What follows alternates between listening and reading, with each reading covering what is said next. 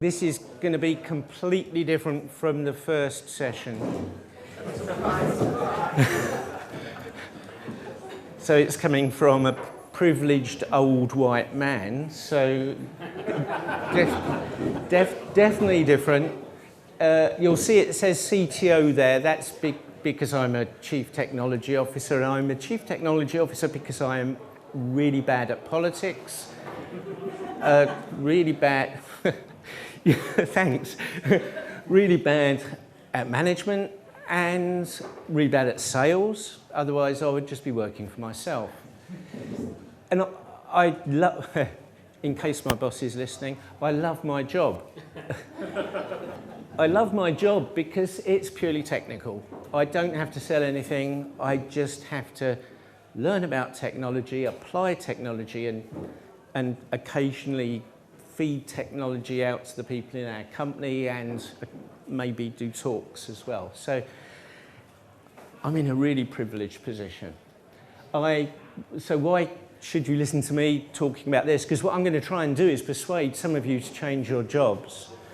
Maybe not in the next couple of weeks, but in the longer term, because I think as an industry, we're going to have to actually move due to the AI. Why am I doing this? Well, I have done AI, I'm not supposed to say, but I've been working in IT for over 40 years now, and occasionally I've done AI, and got to about 2017, and I worked for a Korean company. Sorry, it doesn't say that there, does it? I worked for a Korean company, so we were getting clients coming to us saying, oh, self-driving cars, autonomous cars, give us some advice on how to test them. And it was like, oh, yeah, I'm really interested in AI. I'll take that up. And then we got some other work coming through on AI, and the best one was the Flying Cars project. That was really, I thought I'd gone to dreamland with that one. And so 2017, I started looking at AI seriously, and it's been great because my boss loves it because he owns the company, and of course the venture capitalists love AI now, so my boss loves me because they want to invest in a company that is working on AI, and that's why I think you need to actually start considering it yourselves. I work with Claudia on the testing standards. I am co-convener of the testing AI ISO standards thing, and I had quite a bit to do with IS2QB back in the day. So I'm going to make some assumptions about how much you know about AI, and I'm sure some of you, well, you could well know far more than me, but some of you I'm going to assume know less than me about machine learning, so I'm going to give some really basic stuff to set the scene as well. This slide is just basically just telling us how much money there is, and the trouble is, well, especially if you change it into Hungarian currency, it becomes a number by 2030, which I just can't even get my head around. I mean, that's ridiculous. Loads of money in this area, and loads of people are investing in it. So 92% of technology businesses investing in 2022. AI and machine learning, the top IT investment priority in Europe, and if you go to places like Korea, Japan, China, I think it's probably the same. It's succeeding. So the numbers there, and those numbers are from McKinsey, the adopters are making money. So their costs are going down, their revenue's going up, but when you actually look into these figures in some depth, you can't just do it as a hobby. These companies that are making it succeed are the companies that are putting lots of money into it. That it's not your small enterprise that's running with 3 or 4 people or even 10 people. It's your really big organisations that are saying, okay, if we don't do this, we're going to get left behind.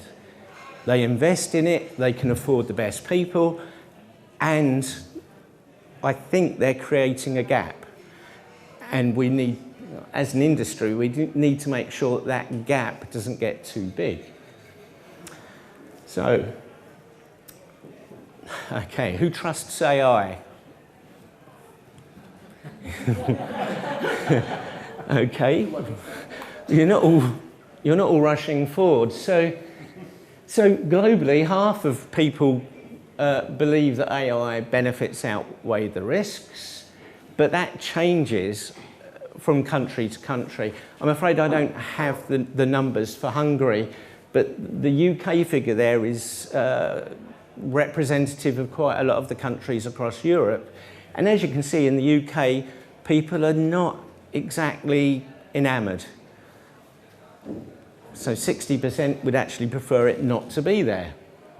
On the other hand, if you go to China, yeah, let's go for it. And I think in China, their expectations are different.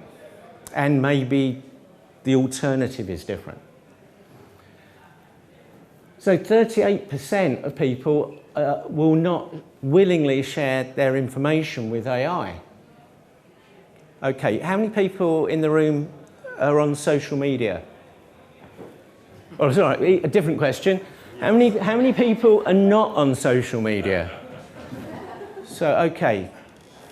So notice my arm's in the air. So if you give this talk really bad reviews, it won't actually get to me. So don't worry. Right, so most of you are on social media. A lot of you probably don't want to share your data with AI, but what percentage of people are unaware that social media uses AI? Well, actually, worldwide, it's 45%. So nearly half of people don't even know that when they use social media, they're just giving their data away. And the AI is going to use it for something. At the moment, it's going to be using it hopefully just for good things, but who knows what's going to happen in the future. So trust is a big issue. The AI people I meet who are the high-level people, this is a really big area where they want to make sure that the standards are working. And as you can see from this, we've got less than 60, well, we've got 61%, and they're not really sure about AI. 39%, okay, but what about the rest? And it won't work if over half the people don't actually trust it. So we need to build more trust. One of the easiest ways of building more trust is if we actually do some testing, if we put some assurance mechanisms in place. Because of that 61%, 75% of them say, oh yeah, we trust it more if we could see that it was trustworthy. But at the moment, the people selling it to us are not doing enough to make us trust it. And I've had people from some of the largest corporations in the world, when we're trying to write standards on testing AI, saying, actually, we don't really test our software, our AI, because no one really knows how to test it. Bollocks. We know how to test it. We do risk-based testing. They're saying, oh no, we don't want to test the AI because it will cost too much. But it can't cost too much, can it? We use a risk-based approach. If the risk is high, we have to test it more. If it's low risk, if it's not going to hurt anyone, then okay, don't do much testing. Try and feel lucky. But for real systems that are going to control actually lots of things in our lives, we need to be able to trust them. And if we're going to trust them, we need to be able to test them. So this slide's just to make the point that There are lots of different AI technologies out there, but actually, when it comes down to it, most of the AI technologies that we're using on a day-to-day basis are machine learning. I would guess over 95% of the AI technology that we see is machine learning. Most of you all know deep neural nets, which are up there in the top left. But in fact, we've got lots of different machine learning technologies, and depending on what we're trying to do, some of those are better than neural networks. Neural networks are great, but they're like magic. You can feed them an image, and it tells you if it's a dog, a cat, or a duck, or whatever. And the data scientists aren't really clear how it does it, because it's so complicated. You've got a network with thousands upon thousands of nodes. Each of the nodes is given different values. Each of the connections has a different weight. The data scientists look at it and they go, well, it comes up with the right result most of the time. But it's probabilistic. It comes up with the right result most of the time, but then occasionally it doesn't, which makes it really dangerous to use in safety critical situations. Neural networks, therefore, are brilliant at doing lots of things, but we have to protect ourselves from their results, in as much as we can't just trust them 100% of the time. One of the things we can't do is actually see how they come up with the results they're giving us, which is why we've got all these other machine learning technologies, because some of these, like decision trees, we can actually see how they work. So if we're coming up with an evaluation of, yes, we're going to give you this cancer drug rather than this cancer drug, we probably don't want a neural network doing it for us, because the neural network won't be able to explain why it's told us that. And it's a serious thing when they're telling us what drugs to take. In those cases, maybe we'll take slightly less speed, slightly less accuracy, just because we can actually see how it came up with the result.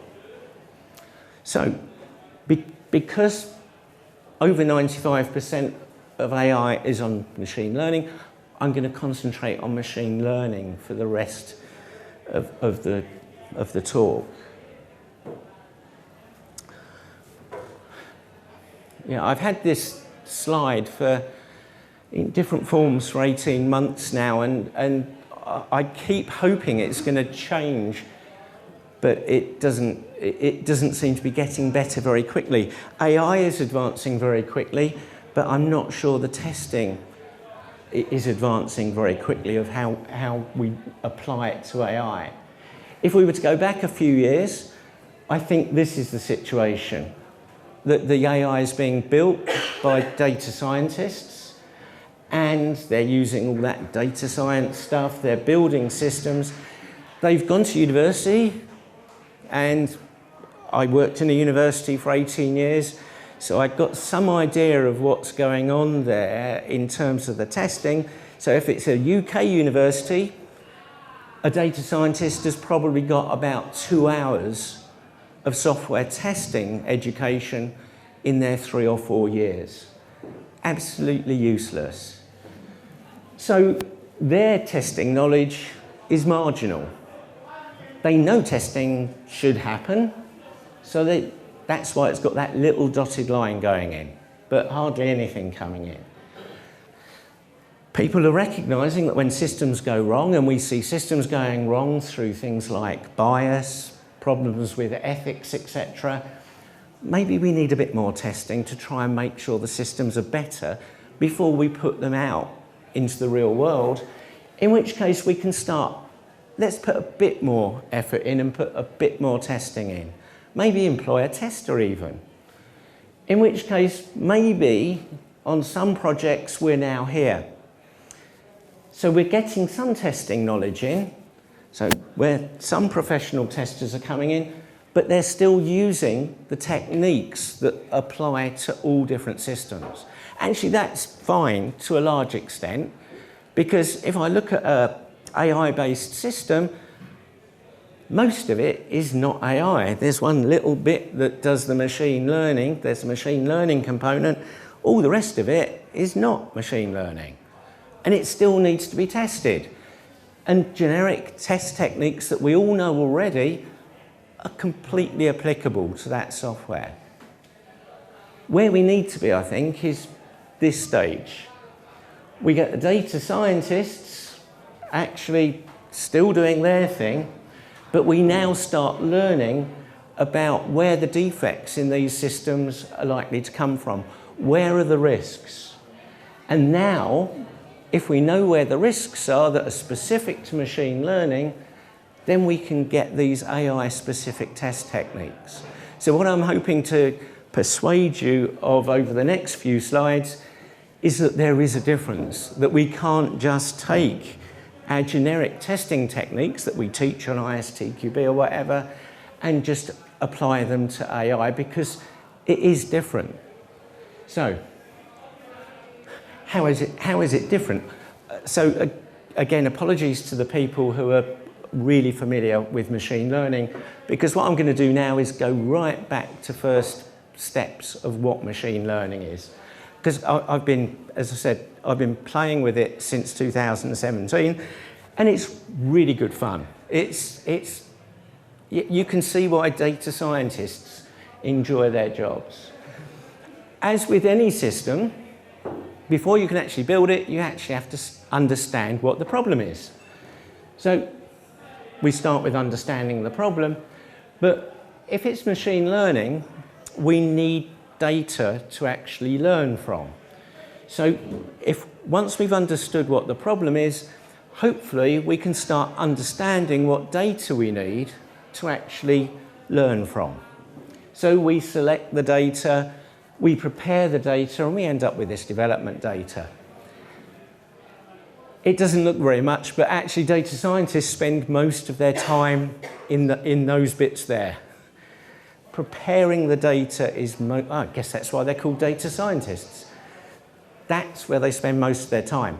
Therefore, from a risk and testing perspective, that's actually an area where they have a really good opportunity to put defects in. So therefore, there's a really good area from a testing perspective where we should be looking at it and saying, okay, how can we contribute to making that better? Because just doing it on your own is no good. You need independent testing. Once you've got the data, you're going to throw it at a machine learning algorithm. So you've got to choose the right machine learning algorithm. This might be you might just decide, oh, we'll go for deep neural net. If it works, that's fine. If it doesn't work, try again. Go with something else. Data science is not engineering. It's trial and error. It's guesswork. So if any data scientists tell you, oh, yeah, we're scientists, we've got a really good process here, it's guesswork. They'll try something, it doesn't work. Oh, let's change the data. Let's see if it works now. Let's add another bit of data in. Or, actually, surprisingly, let's take a piece of data out. Or it might work better with that piece of data taken out. Let's choose another algorithm. That algorithm didn't work very well. Let's choose another algorithm. We've not got enough rows in the neural network. Add another row. See what happens. So very trial and error. So we get our development data. We've got our machine learning algorithm. And we throw the data at the machine learning algorithm. The machine learning algorithm then generates the machine learning model. Notice that to do this, there is no programming. Data scientists, if they're clever, don't need to do any programming. That algorithm that they threw it at, which generates, let's say it's generating a neural network, that algorithm was written by someone 10 years ago. Or if it's an older algorithm, it was written 30 years ago.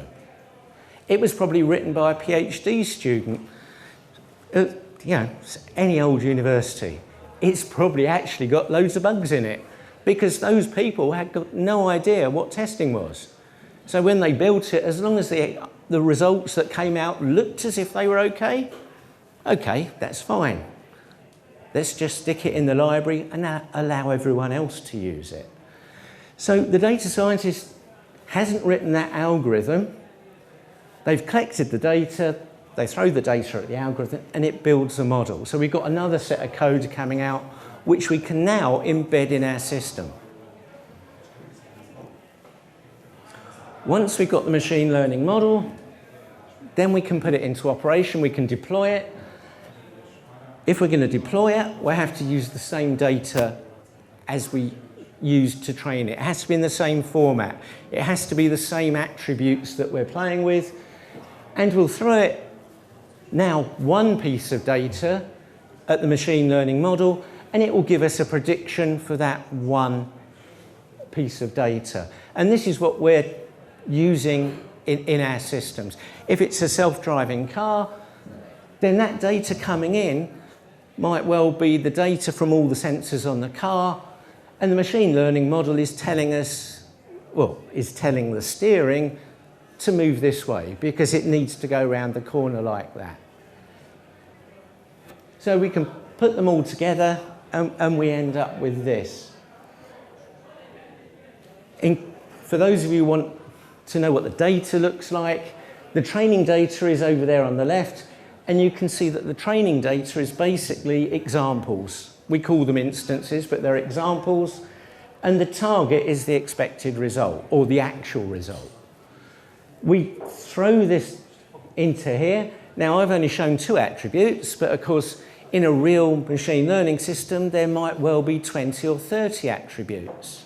I've only shown 4 instances. In a real machine learning system, there might be 4 million. This is why humans can't do it, because the scale is enormous in terms of the data going in. The algorithm learns from those examples, and once it's identified a pattern in that data, it then puts that pattern in the model. And once the pattern's in the model, if I now give it another piece of data, but notice that this time there's no target because I don't know what this one should be doing, it actually gives me the prediction. So this prediction corresponds to the target over there.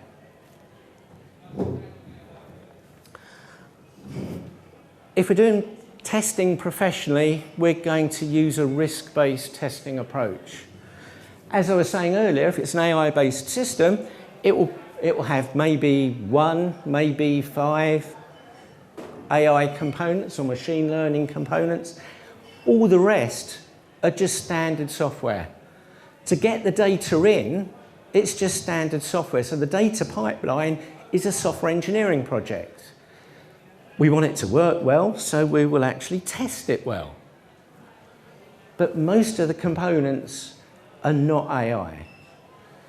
We look at this, we do risk-based testing, we do some risk analysis, and we identify where the risks are, and now we can use, for the non-AI ones, an appropriate level of conventional testing, and we need no new skills for doing this particularly. But on the blue side over there, we're going to end up with some specialised testing because there are some new risks. So, using that model that I showed you before, I'm going to split it into 3 parts so that it's easier to actually cope with, at least from my perspective. So we've got input data coming in. As I said, we spend a lot of our time as a data scientist doing this, and therefore lots of potential to find defects. So we've got these 3 areas. We're going to look at the development testing. So this is looking at, do we choose the right algorithm? Is our development framework the correct framework? Do we choose the right parameters to build our model? And then this blue bit on the right-hand side, this is just system testing. Any one of you could be doing this system testing, because at this point, largely we're going to be able to treat the model as a black box. But the difference will be, because it's a machine learning model, it's going to be probabilistic, which means it will be non-deterministic. So the same inputs that go in will not necessarily give you the same output. Will not necessarily give you the same outputs, which makes the testing far more interesting. You can't just generate a regression test suite and think, oh, I'll use that for the next 5 years. because the expected results might change, because it's non-deterministic. So it gets more complex, more interesting. Okay, I'll start off looking at the input data testing, and I'm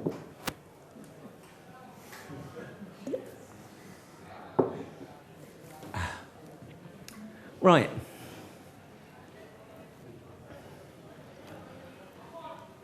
When we're getting the input data, we work with pipelines. On the left-hand side is our development pipeline. I talked to you earlier about data scientists doing trial and error. So what they're doing here, creating this development data pipeline, they're trying to work out a way to transform the raw data into a format in the development data that gives the best results. They won't get it right first time. So when they're going through here, they're cleaning the data, they're choosing which attributes are the most interesting, they're taking out outliers, all of these sorts of things. Each time they try something, it might make the results worse, or it might make them better. If it makes them better, they try and keep it. If it makes it worse, they obviously throw it away, and they keep going round and round in circles. That takes a long time. But eventually, they've worked out a way of transforming that raw data into the development data. On this side, we've got the production data pipeline. The same raw data's coming in. And it has to be in the same format when it gets to the machine learning system. Otherwise, the patterns that it found can't be recognised. This one might take 18 months to create through trial and error. This one might have to run in a 20th of a second if it's in a real-time system. In which case, really interesting software engineering here to make sure that we can do that as fast as it's needed, and that it actually exactly matches the transformation that we've got on the left-hand side. The data coming out of the development pipeline will be training data, which we'll use to train our model, validation data, which the data scientists will use to check whether or not the model does what they wanted it to, and ideally we have a completely separate, independent set of test data here so that we can really check that it does what it's supposed to do, because a lot of the time we don't have enough data. In which case, the data coming in, the training data and the validation data is combined. And therefore, when we're actually training the model, or data scientists are having to use really neat tricks to try and make sure that the results they're getting are valid. Sometimes they're not, which is why we need this independent test data to have a final check that the model that's been produced is actually going to give us sensible results. So this all needs to be tested, and what we can do is we can look at where people make mistakes, we can look at where the defects are, and we can look at the processes, and we can identify risks in that input data. And well, you'll all have heard of biased systems where you've got a facial recognition system that works fine for white males but won't work very well for black females. And the simple reason for most of that is the training data. If we've got loads of training data that's got faces of white males and we've only got a small amount of training data of black females, we're going to build models that are biased towards white males. So we can actually do something about that as long as we're aware that it's there. Data security is either top or second top in most organisations' list of worries with IT. And this data here is coming from nearly 1,700 data scientists. So it's not just guesswork, it's a lot of people giving us this data. And data governance is a problem, so an obvious risk. 39% think that data privacy is a risk for generative AI. Now, given that 39% believe it's a risk, only half of those people bother to try and mitigate that risk. The other half, well, yeah, it's a risk, we'll live with it. Maybe it's not going to hurt them. Some of these figures are really disappointing, and I think really tell us why we need to do a more systematic approach to the testing. What you can do once you've got the risks is you can start identifying testing types or test approaches that will address those risks. And what you can see here is we've got a number of different testing types and approaches. All the ones in yellow are specific to machine learning and AI. Only the data governance one up there is something that we would have already that we would need to use. So for instance, if we were building a big data system, we'd still do data governance testing. But all these other techniques here or types are specific to machine learning. So my point about as we move into having to test AI systems, we need new specialist skills. These are the sorts of test techniques that you would need to learn if you're going to be testing on the input data side. Well, I was just mentioning how we build unfair systems because the data's biased. In the real world, 37% check for bias here. So just over a third are doing testing in this area, despite all the bad publicity. 60% aren't checking for the protected characteristics, race, religion, gender, etc. So over half aren't bothering to check there. They're willing, again, to take the risks. There are actually some standards for this. So like you can see here, there's a 2021 standard that we could be using, but my guess is very few people are using. So moving to the development testing stage, what do we do here? Well, once we've got our algorithm, we throw the data at it and it does some training. It's trial and error, so we keep going around this loop of training, doing some evaluation, and then saying, okay, the parameters are a bit wrong. It being data science, they have a different name for the parameters, it's hyperparameters. So we'll tune some of the hyperparameters, we'll train again, evaluate, see the results. And in fact, what we get in reality here is we've got, if you're doing this in practice, you've got a number of different algorithms selected, you've got a number of different data sets selected, and it creates a matrix. And you run them all. And then you find which comes out with the best result. Engineering it isn't. The trouble is, to do that takes quite a lot of processing power. So it's not especially good for the environment, and it's also not especially good for the SMEs, the small and medium enterprises who are trying to get into this field, because to do that cycle there, if you've got a reasonable amount of data that you're trying to train from, it's going to cost you a lot of money.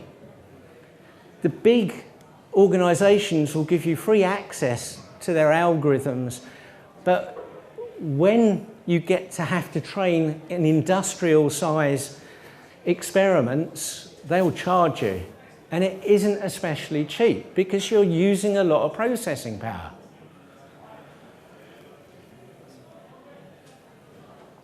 So we'll go around this cycle until the data scientists are happy. That will generate a tuned model. Once we've got the tuned model, the data scientists will maybe go to an independent tester, probably not, they'll probably do it themselves. They'll then throw the independent test data at it and check to see if it still comes up with the good results.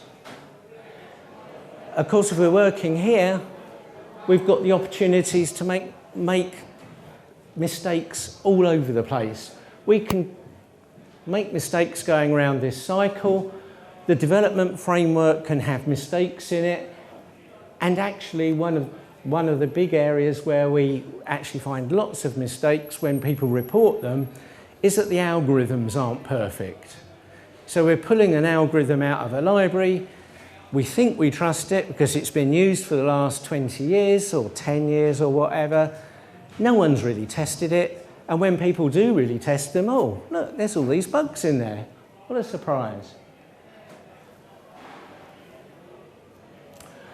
So from here, we can identify development risks. So we've got risks on the top left there associated with the development framework. And in machine learning, AI, we have development frameworks the same as we have if we're just doing normal software engineering, but the frameworks are slightly different. Down here, we've got the risks to do with the algorithm. Up on the top right, risks that things go wrong because we're not actually very good at doing this iterative process. And of course, we can generate risks at deployment as well, because if we're building this model on the cloud, but it's actually going to end up on our mobile phone, it has to change. The model on the cloud isn't the same model that goes on our phone, so we've got deployment problems as well, or potentially. We can make mistakes there. And if we've got those risks, then we can identify test approaches that address those risks. So I talked a bit earlier about explainability, and lack of explainability is a really big problem in AI. There are whole research centres just looking at how they can make deep neural networks more explainable. And here you can see 39% think that lack of explainability is a risk. Less than half actually do anything about it. So on the development framework side, you can see on the left-hand side, we've got a set of unique testing types or approaches that are unique to AI and machine learning. And on the right-hand side, this is standard software testing.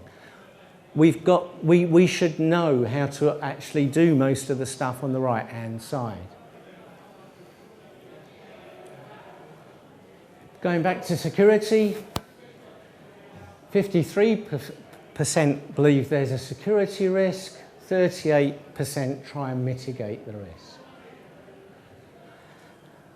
The data for the next bit is, I think, worse, but let's see. So the model testing, on the left-hand side, we've got the development testing. So this is probably done by the data scientists. On the right, we've got the equivalent of system testing, which in an ideal world would be performed by independent testers who are skilled at doing this. So we can identify risks here, and we've got functional risks. So functional risks, it's not giving us the right answer. It's not giving us the accuracy that we wanted. And it might be unethical. As you can see, lots of risks. I haven't got time to go through them all. We've got non-functional risks and the deployment risks. So unfairness, 31% think there's a risk of unfairness, and again, about half of them bother to do anything about it.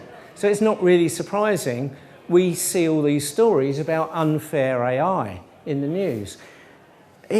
We're just feeding journalists stories almost as if we want them to jump on the bandwagon. From those risks, we can identify testing types or testing approaches. On the left, you can see these are generic software testing approaches. And on the right, you can see we've got the ones that are specific to machine learning and AI. And actually, the second one from the top on the right, model performance testing. This is not performance testing as we would know it.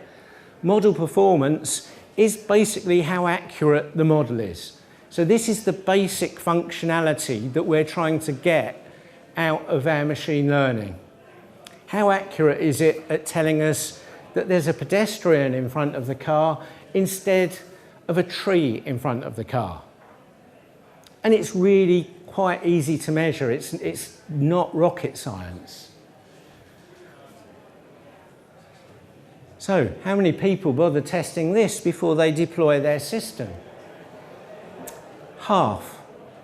This is the fundamental characteristic of most machine learning systems.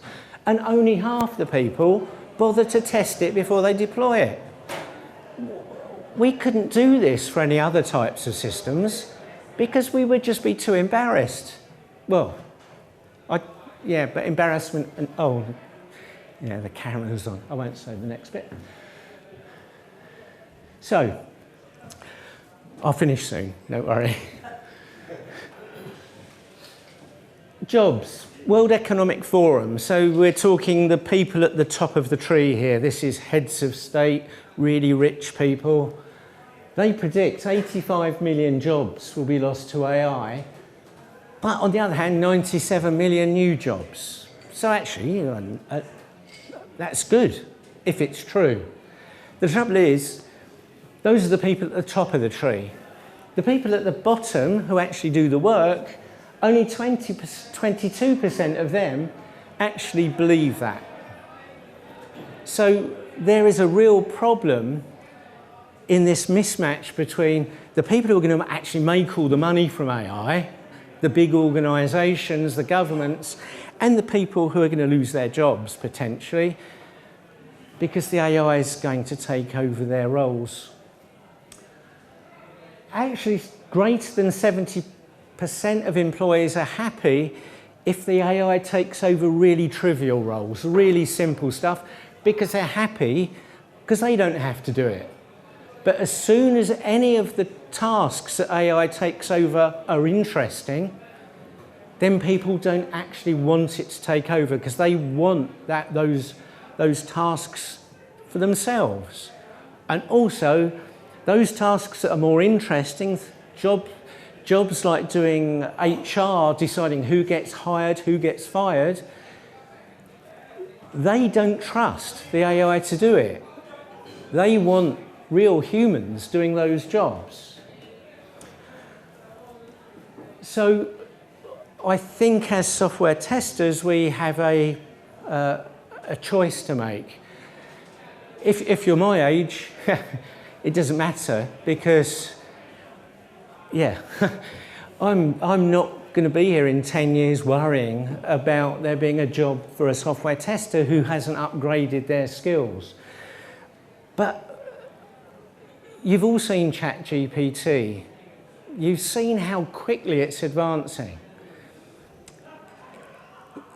It's in the next, and that's in what, 18 months? And another 18 months, it's going to get twice as good. It's going to take more jobs away.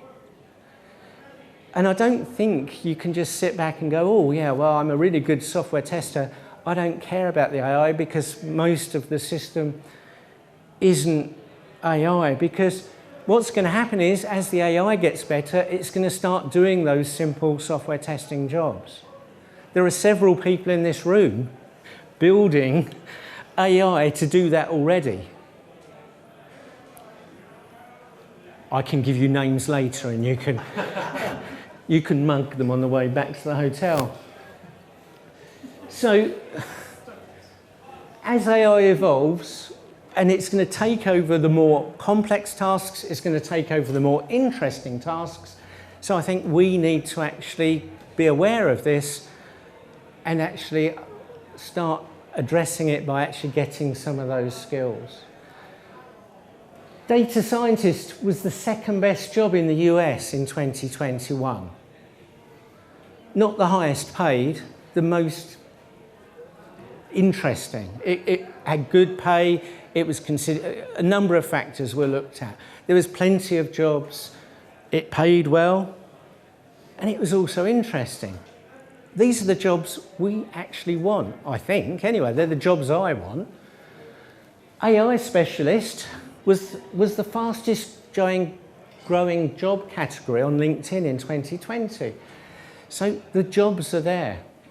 So I would really think you should consider becoming a specialist in testing AI. So we're moving down this. We're somewhere in the middle at the moment, but some people are actually getting down to the bottom here. They're learning these specialist skills. Those testers are going to be really valuable, because even the large organisations are saying, oh, don't build me a testing AI standard because it costs too much. It won't take them long, and it won't take many big failures before they recognise, actually, we do need professional testers in this area. It's a really big opportunity. And there are a number of ways that you can learn about it. And yeah, I'm not going to go through all those because it just looks like marketing. And a bit of marketing for ISTQB. There you go. There's a certificate in testing AI that's available from ISTQB. And because it's AI, we're updating it quite quickly, and the next version will be out in early next year. And it will be a 3-day course instead of 4 days, because that's what the market wants. A really good question. And trust has so many different facets. I mean, any time a system fails, the trust goes down. I think the easiest way, from my perspective, to look at it, every time you see a system coming up on the news, and it's really poorly explained by journalists, but it's there because something has gone wrong, that erodes more trust. The fact that we don't educate people about there's AI in all the social media we use. We can't use social media without our data going into AI. Well, I suppose we trust it. Well, I don't, but I mean, many of you are trusting it, and I think it's dangerous. But it was a really good question, and if you want, I can write you a list later, because within ISO they've sort of defined trust, but it's very wide-ranging, many characteristics.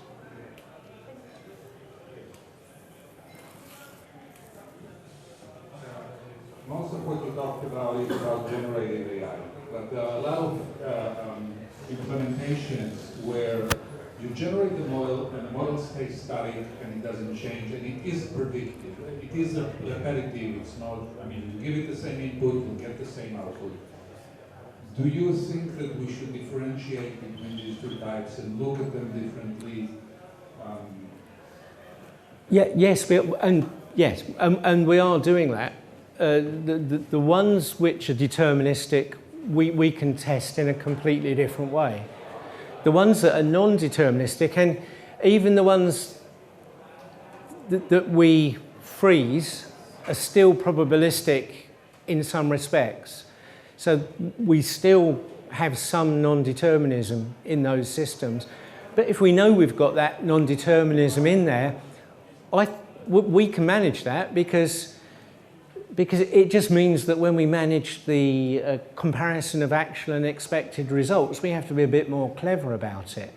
What we can't do at this moment, and I think the industry understands this, is that systems that are self-learning, we stand no chance of testing, because a self-learning system is changing its functionality as it goes along. And we haven't got the technology to test it as it changes itself. We can build a set of tests that protect core functionality, but that's about it. So you're right, there are two classes of problems. One set are manageable, and I think we can do them. The other set are in the future. But we can't do the first one properly yet, so we might as well fix the ones that we know about. Question maybe will go to a totally different direction than your talk. Sorry for that.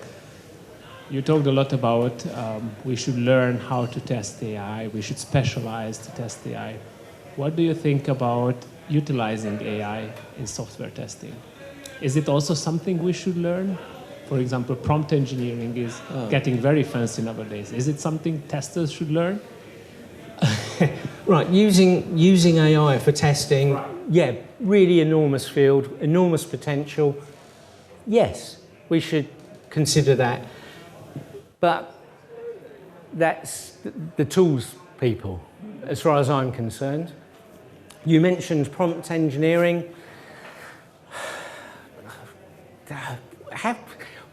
It's not engineering. Prompts. But they have to come up with a fancy word always. Sorry? They have to come up with a fancy word, right? Oh, okay. Yeah. Well, data scientists are brilliant at coming up with. Like data science. Yeah. It's not engineering. It's an area where it's a moving target at the moment, I think, because the generative AI is advancing so fast that I think even if we could say, oh yes, it is engineering, let's spend 18 months working out how to do it properly, by the time we'd worked out how to do it properly, the generative AI would have overtaken us and we'd need to be doing something else. So I'm really keen to see and happy to look forward to seeing AI-based tools, but of course that will put some people out of work because they'll be doing tasks that you currently do.